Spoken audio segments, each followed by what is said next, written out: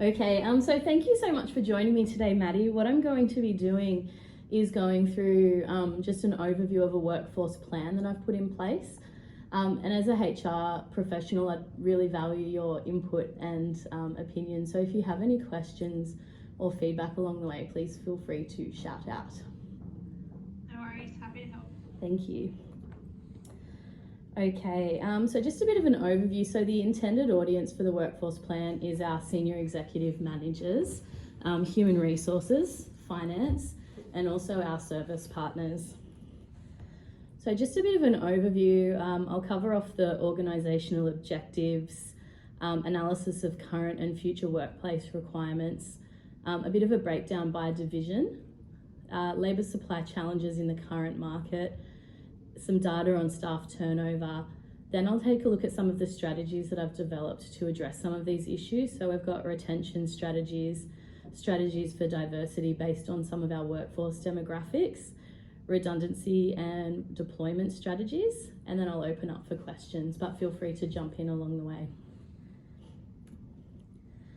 So a bit of an overview of Infrastructure New South Wales key functions which will really drive this plan over the next 2 to 5 years.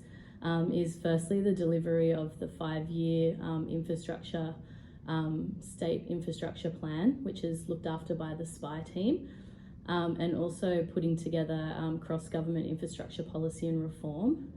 In terms of delivery, and I guess the largest space in the team is the Projects New South Wales team, which are responsible for the delivery of world-class projects for New South Wales, particularly based in Sydney and infrastructure related. The assurance team, so managing those project pipelines and offering the assurance and gateway processes for different departments. And we still have the precincts, but they are sitting under the Department of Planning and Environment now. So I guess a bit of a breakdown by division. So,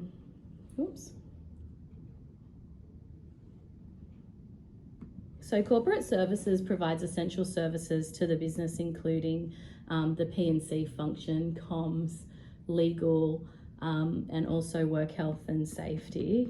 I guess in the current climate, their biggest challenges would be recruiting comms professionals just due to the fast pace of the market at the moment and the limited availability of people that are looking for that type of work.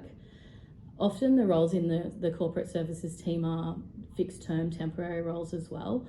So it's a little bit harder to attract people to temporary roles than it is to ongoing positions.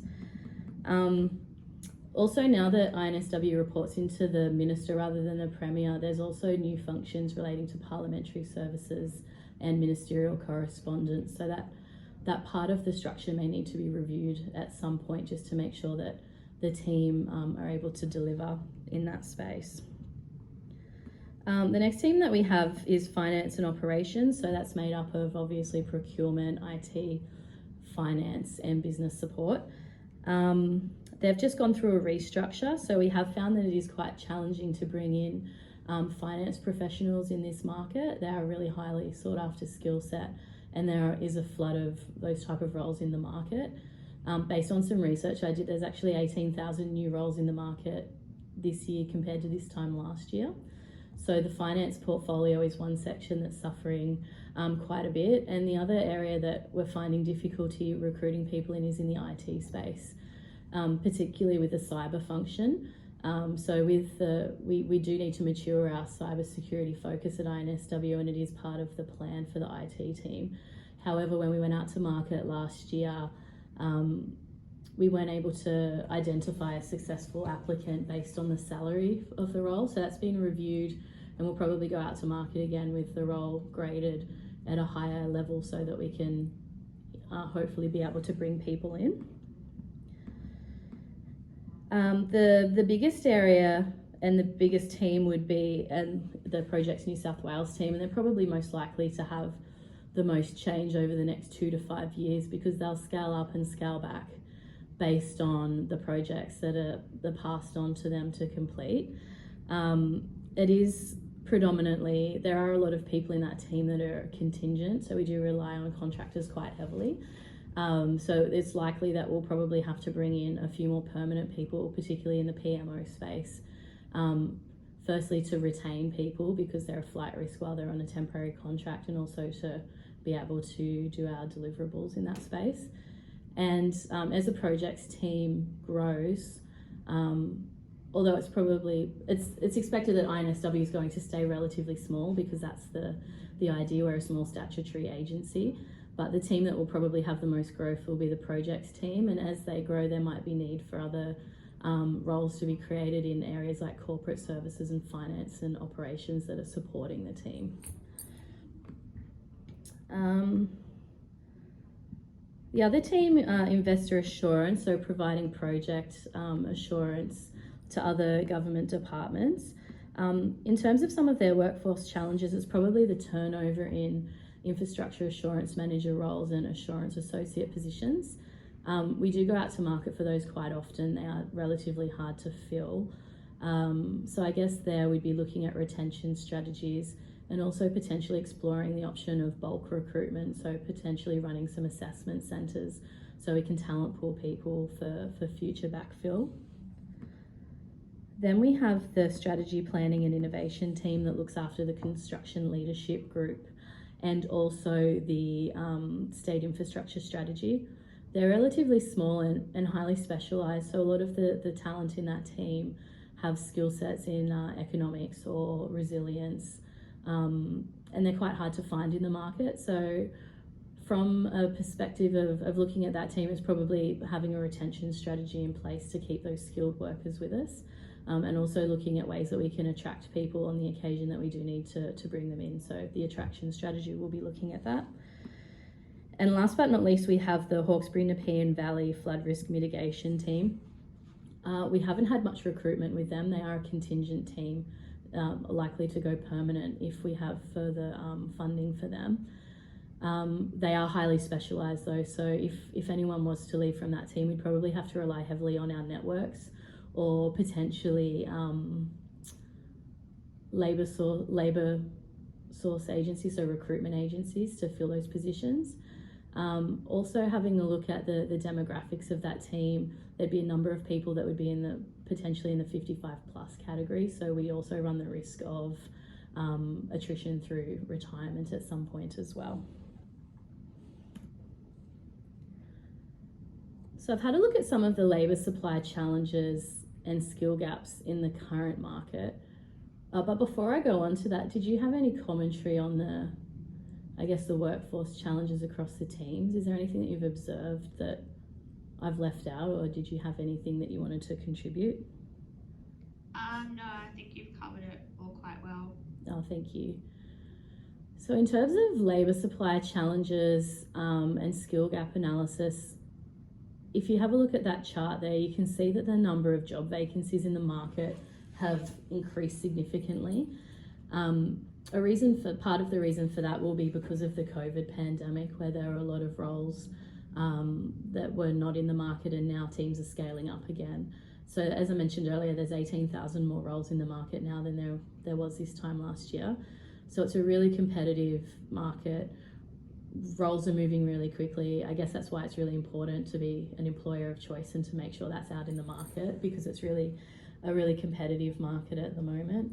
As you can see, based on a state-to-state basis as well, New South Wales has had probably the biggest increase in roles and the most roles in the market at the moment. So we're definitely seeing challenges in getting people into particular positions. Unemployment's also at an all-time low, so it's currently at 4%. And when unemployment figures are low, it also means that there's less people in the market looking for roles. So again, adding to the challenges that we have. Based on some data from Hays, the hardest to fill roles at the moment are a lot of roles that we do actually have in our structure, which again sort of points to the need to have retention strategies in place. So IT project managers and IT professionals in general, project engineers, which would be sitting in the Projects New South Wales space, recruitment and HR professionals, payroll officers, software developers, EAs, procurement. So a lot of these are roles that we've had challenges with recently. So I guess the data backs up the experiences that we've been having recently.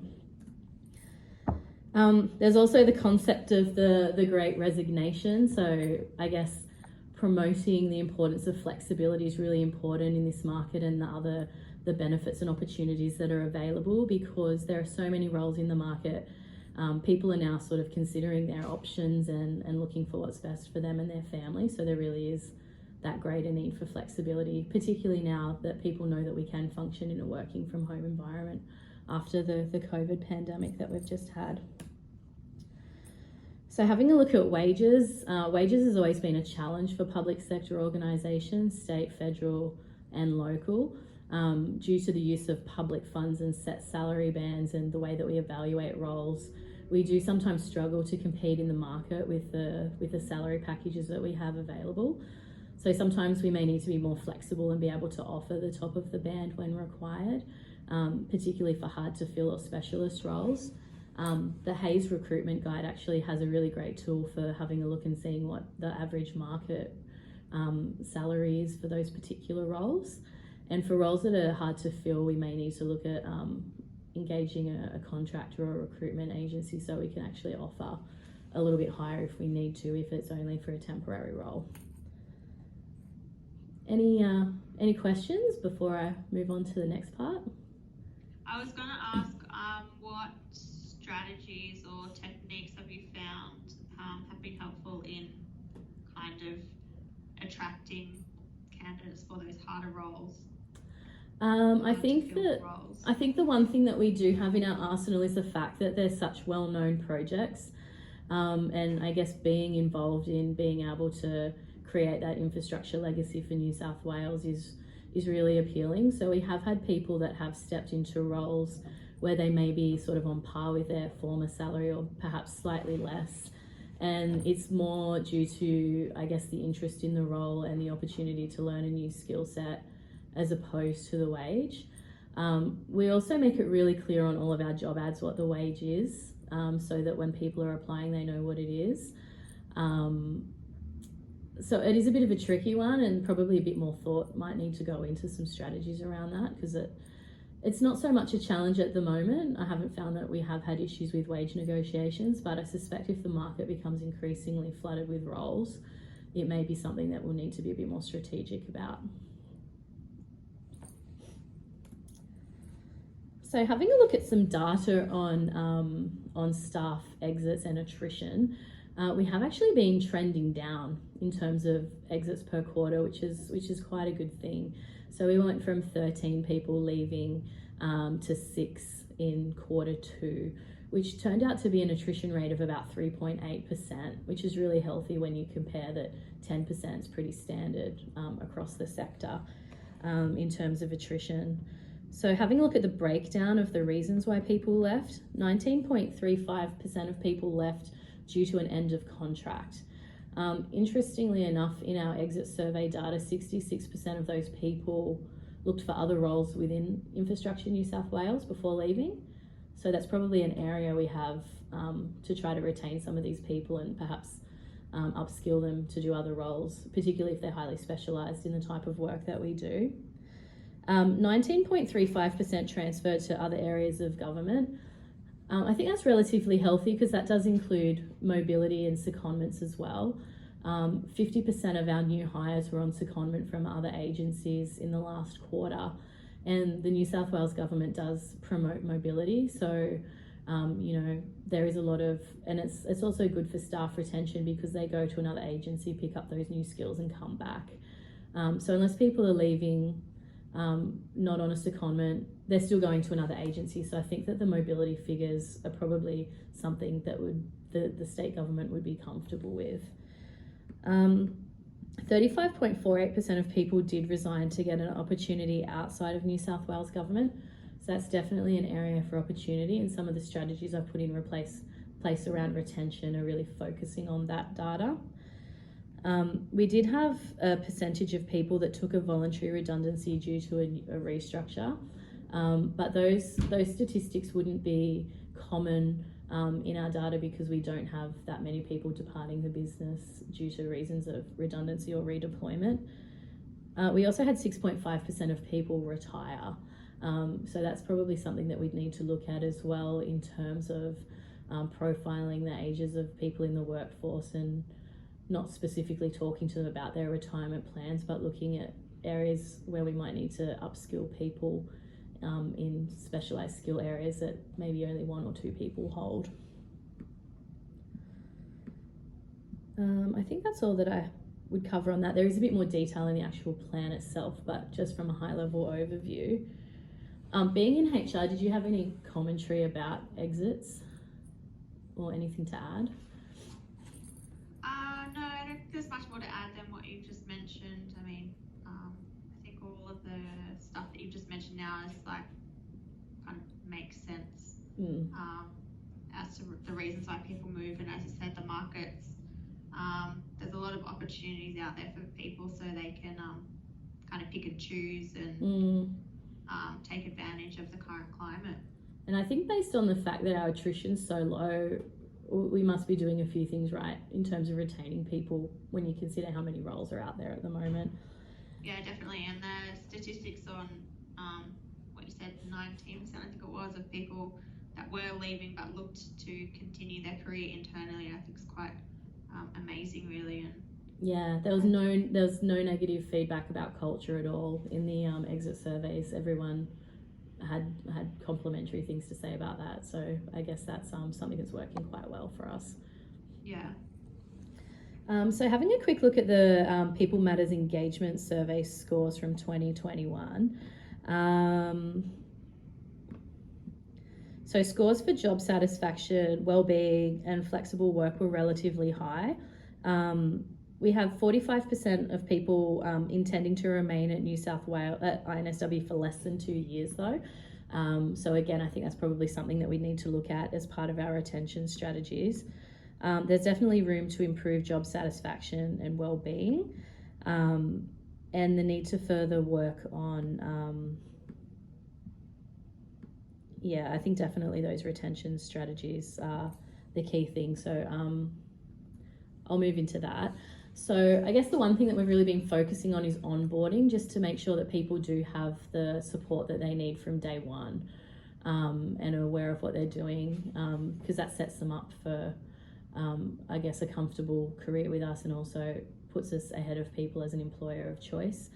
So I'll just go over these things briefly. So we've got the IT induction, the people and culture induction, the building induction, onboarding checklists and information to everything that needs to be done, the corporate induction, as well as the manager onboarding checklist, which makes sure that managers are across everything. We have measurable statistics for all of these as well, so we can keep track of how we're going. In terms of flexible work, the score was relatively high in the People Matters Engagement Survey, but that was completed when we're working 100% from home. So I think that the results for that could potentially be different this year, which is something we need to be mindful of, particularly now that we're back in the office 3 days a week. So I think working from home arrangements and perhaps being a bit more flexible with them could potentially be an important factor in retaining people. Setting up job share opportunities, having the availability of a condensed working week, providing people leaders with training on flexible work practices, because there is Public Service Commission data that shows that a lot of managers don't feel comfortable in managing that and feel that flexible work is just working from home when it could be, hours or days or a number of different things. Also the promotion of flexible work practices via discussions with people leaders and intranet articles, just to share the type of flexibility that is available. Again, all of those results are measurable, and I've put a review date against all of them as well. Learning and development, I think, would probably be the most important one in terms of retention. So to really keep people engaged by upskilling them and giving them extra skills on the job. It's also a way that we can upskill some of our workforce with some of the skill sets that we find really hard to source across the market. So we'd be looking at identifying skill gaps through performance development plans, continuing to provide access to training, and promote new training modules based on skill gaps that we've identified in our workforce. Upskilling manager capability across INSW through targeted training programs. and adding all of our new people leaders to those training programs. We did have an 100% manager satisfaction score in the exit survey though. So although the data it's only a new survey, so the data had a limited pool of people, it still looks like there's not too many issues in that space, but always room for improvement. Offering training for new technology, particularly when we're implementing something that's going to affect people across the organisation. Running mentoring programs to develop and enhance skills across the organisation, and also supporting the professional development of staff in areas where there are skills and shortages. So again, there's a measure against all of these with the reporting that we have and a review date. One area where we did have relatively low scores in the People Matters Engagement Survey was communication and change management. So there are a few strategies in place there, just so we can be better at that. And some of this was based from face-to-face feedback rather than measurable data, but holding monthly all-staff meetings to communicate and change in future direction of the organisation, holding fortnightly team meetings to also communicate the changes and the future directions of teams and the organisation, and also regular articles about changes to be to the direction of INSW. And I think one thing that we could definitely do would be to implement pulse surveys that we maybe do monthly, just to gauge people's, I guess, reaction and response to those changes, and then we can potentially put further strategies in place based on the feedback that we're receiving on how we're doing when it comes to communication and change. Attraction and recruitment. So the use of LinkedIn Recruiter to promote INSW as an employer of choice and proactively source talent. I think there's definitely room for us to get a bit more creative with our INSW page, so there's information on there to attract people. Creating videos for each of the divisions, sharing the work that they do. I think with areas like Projects New South Wales, that would be particularly appealing if we have a look at like the fish market and the football stadium redevelopment, all those exciting things. The use of the gender decoder on all job ads and position descriptions to make roles gender neutral and to attract candidates of different genders, particularly women, because there are studies that show women are less likely to apply for roles that have masculine wording and also that have lots of criteria in them, like dot points. If they don't tick them all off, they'll often not apply. Looking at the way that we advertise, so we currently advertise on I Work for New South Wales and LinkedIn, but we may need to potentially look into Seek if we're still having some challenges.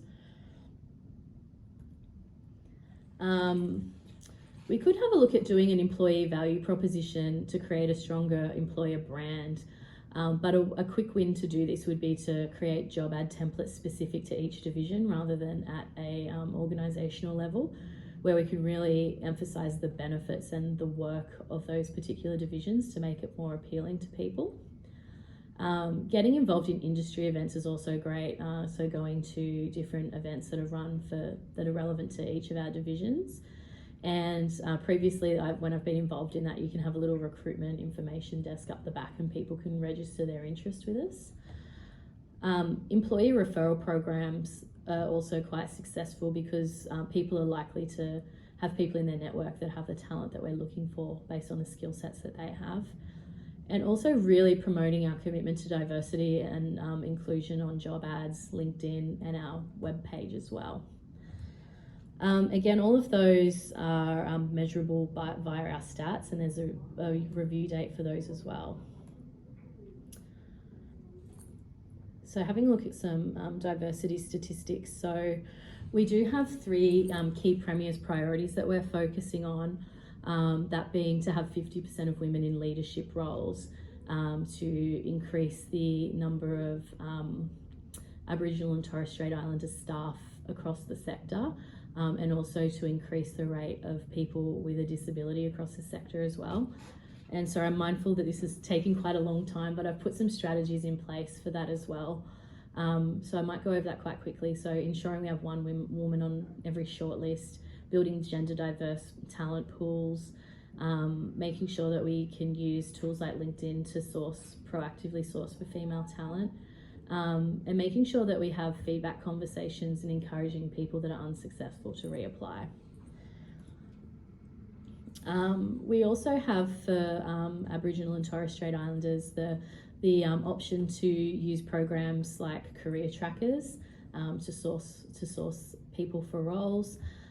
We also encourage the development of First Nations future leaders through training programs, sharing INSW employment opportunities through Aboriginal networks, increasing our understanding of culture through the Arilla Cultural Competency Training module for all new starters, acknowledging days of cultural significance, and also having the welcome to country at the start of each meeting.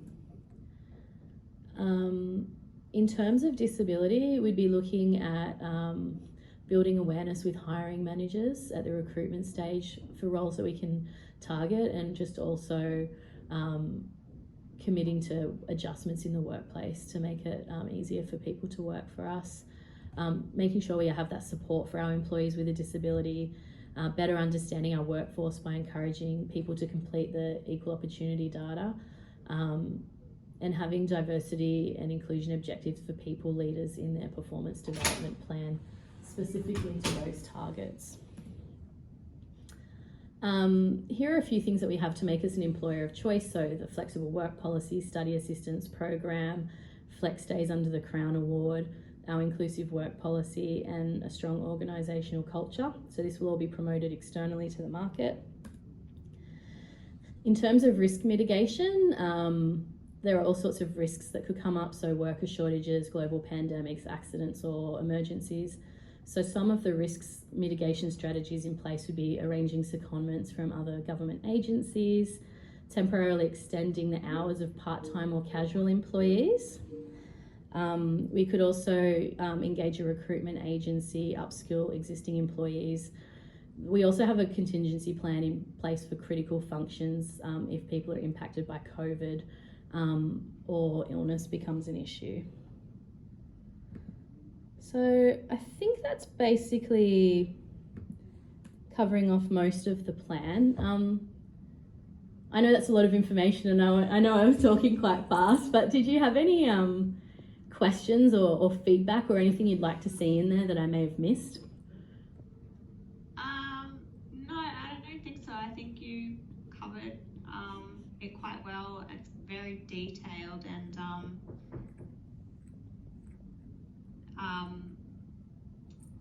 yeah, no, I think you've got the review dates and like good goals and timelines in place